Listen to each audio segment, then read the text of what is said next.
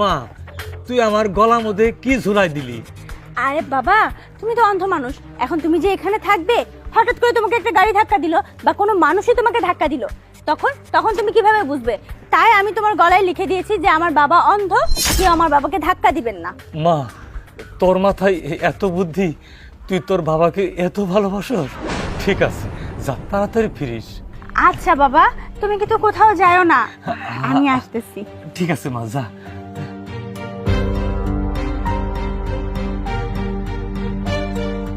যাক, এতদিনে একটা ভালো প্ল্যান বের করতে পারছি। বাবার গলায় লিখে দিছি যে আমার বাবা ক্যান্সারের রোগী। এখন মানুষ তো যদি ক্যান্সারের কথা শুনে না, তাহলে তো ইমোশনাল হয়ে যাবে, বেশি বেশি করে টাকা দিবে, আর আমি অল্প কয়েকদিনে বড় লোক হয়ে যাব।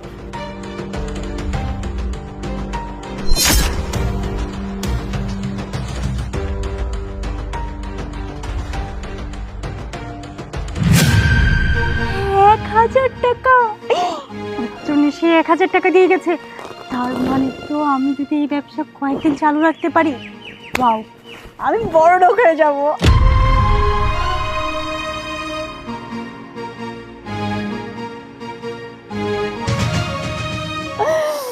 উফ, আল্লাহ, তুমি আমাকে না একটা জিনিয়াস বানিয়েছো। দেখো কতগুলো টাকা দিল, যদি আমি তো কয়েকদিনের মধ্যে, বাহ।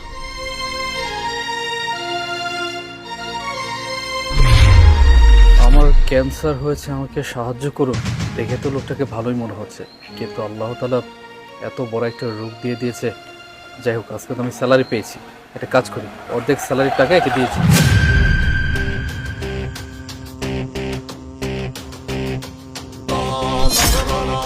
আচ্ছা, আমি তো ওনাকে টাকাটা দিলাম চিকিৎসার জন্য, কিন্তু টাকাটা তো যে কেউ এসে নিয়ে যেতে পারে। তার চাইতে বরং আমি ওনার দায়িত্বটাই নেই। এতগুলো টাকা হয়ে গেছে কিছুক্ষণের মধ্যেই। বাবাকে আর এখানে রাখা যাবে না, বাবাকে এখান থেকে নিয়ে যাই। বাবা, আমি চলে আসছি, চলো চলো। মা, আইসা, ঠিক আছে। এই মেয়ে, দাঁড়াও।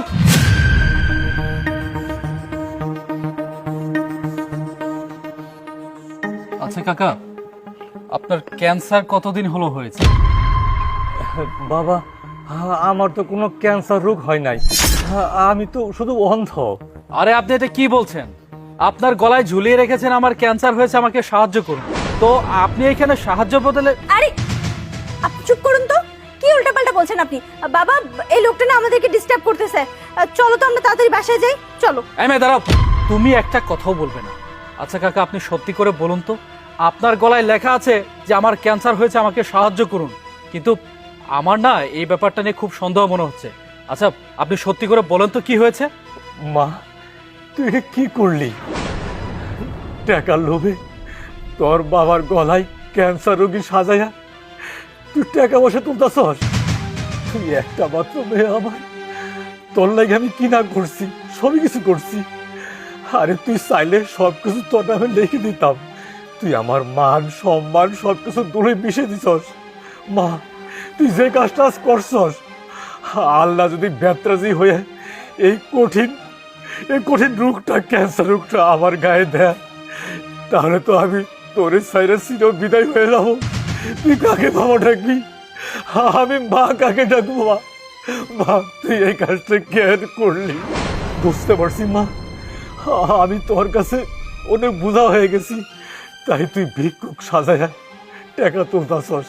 আমি যদি তোর কাছে এতই বোঝা হইতাম, তুই আমাকে বলতি, আমি নিজেই বৃদ্ধাশ্রমে যায় থাকতাম, তাও এই অপমান হইতাম না।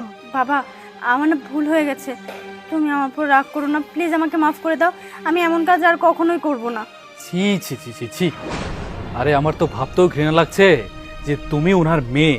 আরে নিজের বাবার গায়ে লিখে দিয়েছো যে ওনার ক্যান্সার হয়েছে। আচ্ছা, উনি না তোমার বাবা? একটা কথা সত্যি করে বলো তো, ওনার যদি সত্যি আজকে ক্যান্সার হতো, তাহলে কি তোমার ভালো লাগতো? তোমার কি খারাপ লাগতো না?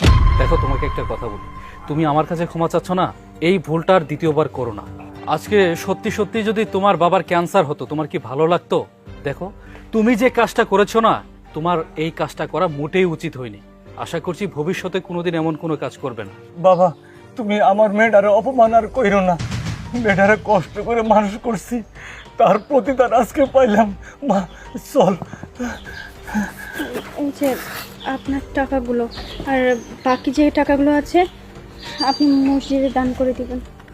ঠিক আছে।